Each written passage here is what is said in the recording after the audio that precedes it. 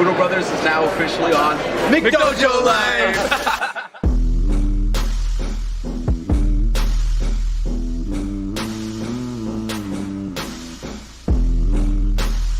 We are here with Rob with McDojo Life. Now, if you haven't seen McDojo Life, you're just missing out.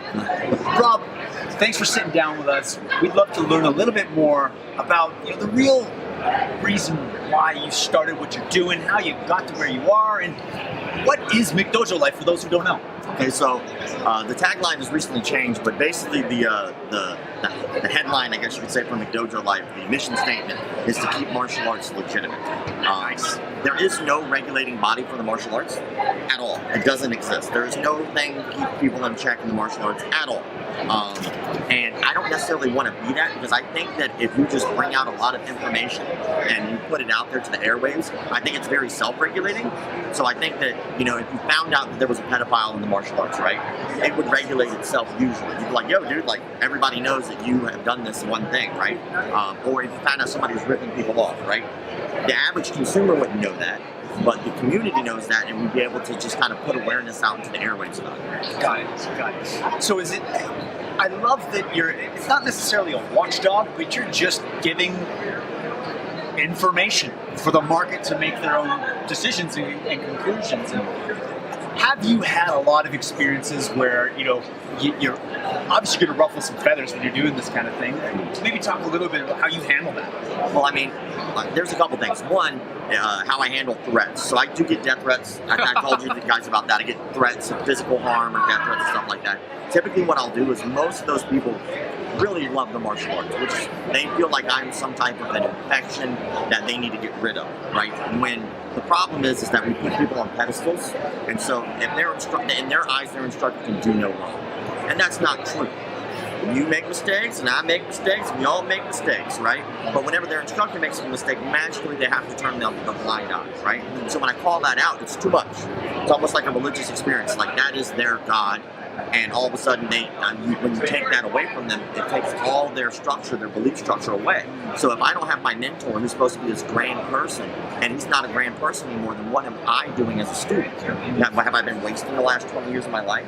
Like, no, he does great things. I am sure, he or she, not being sexist, but I'm sure that they do great things in their life, but they also make mistakes. And we have to be able to highlight both of those things. Right. There's no mysticism there. And I had a quick question. We are big on passion and purpose. How did you get started in martial arts? Tell us a little bit about your passion behind it and your journey in martial arts. Well, yeah, I started when I was 12 years old, and I started because I was picked on and beat up in school. So I was born with a cleft palate, so I had scars and stuff like that, and I had a lot of surgeries extensively. I think I probably had at least like 20 surgeries by the time I was 12. So I had a lot of work done and stuff like that. And kids will pick on you and they'll make fun of you and stuff like that. Well, one day in middle school, I had a group of kids who were like 5 or 6 kids, and they stabbed me with pencils. They stepped on my head on concrete. They just beat me up. They put me in the hospital for 3 days. 2 teachers watched the entire thing and did nothing about it, because there was some type of like a rule in the school that said that teachers weren't allowed to intervene in fights. Only the officer on site was allowed to. And luckily for me, that officer was on the other side of campus breaking up another fight at the time. And so they beat me for 5 minutes. And the only reason I know it was 5 minutes is because the bell rang for class to be out. They started beating on me. And then the next bell for the next class to be in rang, and they were still beating on me. And that's a 5-minute gap. And that's a long time if I've ever been in even any kind of fight to be in a fight. And especially a losing one where there's more than one person. So I was in the hospital for a couple days, but that moment actually helped mold my entire rest of my life. Because a friend of mine who was late to that class, thanks for being late by the way, he shows up after I'm already bloodied and beat up on the ground, and he picks me up and he hands me a card, and it was for karate. And he goes, I'll never forget it. The words that he said was, "You need this." That was it. And we walked quietly all the way to the office. We didn't say a word, but I remember him saying, "You need this," and I kept that card. And my mom was always afraid that I would get hurt in any other sport. Like, I wanted to do baseball. She was like, no, because if the ball hits you, it'll mess up your surgeries, right? I want to do basketball. I want to do everything, anything physical to get out of the house and get out of the act. And she was like, no, because she was afraid I'd get hurt. And I get it, she's being protective. But as soon as that incident happened, I asked her to do karate. And it was my birthday the next week. So she handed me the card, and she goes, you know what? Or she took the card from me, she goes, you know what? I'm going to set this up for you. And she bought it as a birthday present. And so she signed me up for a year for a birthday present, and I have never stopped. Never stopped. Been doing it strong for 22 years now. third degree black belt in karate, third degree black belt in Judo, which is a weapon system not too many people have heard of, purple belt in Brazilian Jiu-Jitsu, 6-0 amateur boxing, 4-2 amateur kickboxing. I was very blessed to be on an international kickboxing team for 2 years called Team Full Circle, where we traveled the Waco and NASCA circuits and did point fighting and conflict. That's awesome. So we know the origin story. What's the future? What are you thinking? McDojo Life will get to, or where do you see yourself going in the next little while? Well, I had an epiphany like a year or two ago. It's like my goal has never been to tear the industry down. It's not what I want. I want to keep it legitimate. And so my tagline used to be the best martial arts in the history of ever, which was obviously sarcasm, right? And then, but I was like, but that's difficult because what happens if I just tear everything down? That just makes me a hater. Like, what are you doing to help? So I figured, like, with the last 6 months, I've been doing like a heavy rebranding, and so I've been doing interviews with like amazing martial artists. I've been able to do collaborations with martial artists. I've been able to come to events like the Super Show that's going on right now and highlight things that martial artists need to do to survive in their business. I've been doing consulting work, and so basically I just started branching out because there's absolutely nothing I can't do with the brand. I can do whatever I want with it, and so why not have McDojo stuff be this small? And I highlight that always. That will always be a staple of what I do. I will always be that person to say, that dude's ripping you off. I will always do that.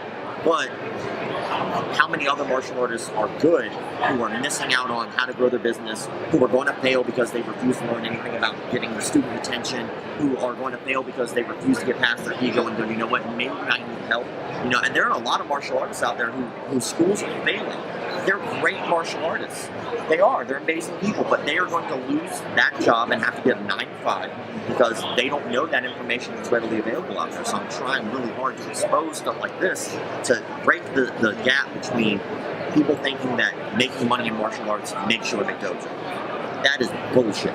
That is bullshit. If you were gonna open up a business, the point is to make money. Should it be the only point? No. You want to help people. You want to give people confidence, self-discipline. You want to share your art. All that is great. You don't have to break that integrity to make money too. And what people don't realize is the more money that you actually are making in your business, the more people you can affect. You can have better advertising. You can have bigger spaces. You can get in vans, and now you can have after-school programs and affect kids. There's so many things you can do with money that you can't do without. So it's just nice to try to help boost the community. So how do you walk the line of, you know, respecting tradition in terms of some of the more classic, traditional martial arts? And I find that there's this tendency to attack, that would not work in real combat. But guess what? Some of these things aren't designed for real combat. Well, so how do we balance that? Well, I lived with a magician for a while. Okay. Yeah, it was pretty cool. I was broke, right? I was being a full-time martial artist back in the day, working for somebody who refused to learn anything about the business. I was actually the lead instructor of his academy at 16 years old, which doesn't say a lot. But I was lead instructor. When I turned 18, I asked him for a raise, and because I wanted to continue to do this full time, and he wasn't able to do so. And so I was like, well, one of these two things is going to have to go. Either my martial arts is going to have to suffer, or my day-to-day living situation is going to suffer because I can't afford the amenities that I would like. And so I said, fuck you, and you know what? I'm going to keep my martial arts. So I moved out of my parents' house at 18. I wound up staying on my friend's couch who was a magician, but I learned something like a little odd, that magic and martial arts have a little something in common. If you become a magician, right, there's a lot of different types of magic, right? So you have like coin magic, and you can make a whole living off of just coin stuff, or like you have like card magic or stage magic. And martial arts is like that. You know, you can be a stunt person, you can be a fitness person, you can be a fighter, you can be a stunt choreographer, you can you could be a mentor, like guys out here who just teaching people about the business. There's all these different things. So which one of those is not legitimate? Well, they all are. They're all legitimate. We all start for different reasons, and we all want something different out of this. So, go ahead. Sorry about that. But yeah, so like we all start for different reasons. And so if you're starting because you want to lose weight, and you don't learn how to fight, but you lose weight, you got what you wanted out of it. So why does it matter? It's an individual thing. If you got it because you need a mentor, which is where I think a lot of people have those pitfalls in the dojo stuff, is because they get the wrong mentor. But if you need a mentor and you get that, what does it matter if the rest of this, you don't get the rest of the stuff? We all start this for a different reason, right? I love stunt choreography. Most of that crap does not apply to real fighting, but it doesn't have to. That's the point. its own thing. It is what it is. It's like that's card magic. This is stage magic. They're different things under the same umbrella. And so I can respect both of them. I can like both of them, and I don't have to like hate karate because I like jiu-jitsu. I don't have to hate kung fu because I like aikido. You know, which I'm not a big fan of aikido, but I'm just saying like there are certain things out of aikido that are aikido. There's certain things out of every art that you'll get something out of. Something. You know, I try to stick to 5 very standard rules. That kind of keeps me in check of what I will and will not go after. But when it comes to like the martial arts, traditionalism is amazing. It's an amazing thing. There's nothing wrong with Wing Chun Kung Fu. There's nothing wrong with Wushu. There is nothing wrong with traditional Okinawan karate. There's nothing wrong with Taekwondo. There's nothing wrong with any of that. They're just providing you with a different service. So if you're hating on any one of those things simply because it's not what you do, that's a stupid reason to hate something. Yeah, that's a dumb reason to hate something. Now, if you feel like somebody is slighting somebody or really doing them wrong, that's different. You know, if like somebody's taking somebody's money and then leaving and closing their school down without ever giving a refund, that's shady business practice. Or if, like we talked about pedophiles, but like let's say for instance they just lied about their belt rank. You know, if you're a blue belt teaching out of your garage, you be the best damn blue belt teaching out of your garage you could be. But don't call yourself a black belt. That's all I ask. Those are the only things that I really look for when going after stuff. You know, like in the industry, I have made humongous mistakes. I am in no way denying that I haven't made every mistake in the book when it comes to this stuff, right? But that's kind of where I'm coming from. Is I understand that those mistakes are there. What I don't respect is when people can go, never made a mistake in my life. I am the greatest. You call me sensei all the time. Like, there's lines, you know? Like, your name is Steve. You know, like, you'll earn that when you earn it. You know, I just don't believe in giving that respect unless it's earned. People are people. And there are some people that walk into a room and they just demand it. You know, and there are some people who walk into a room and they don't demand anything. They earn it. And those are the people that I respect. You know? So if people want to get in touch with you or learn more, where can we send them to? Easy. McDojo Life on anything. YouTube, Twitter, Facebook, Instagram, you know, smoke signals, sign languages. You can find me. Epic. Awesome. Well, thanks. Check it out. And we're going to get back to the show. Let's go have some fun. And we're so glad to say that Uno Brothers is now officially on McDojo Live! Thank you, man. Appreciate you. Thanks, guys.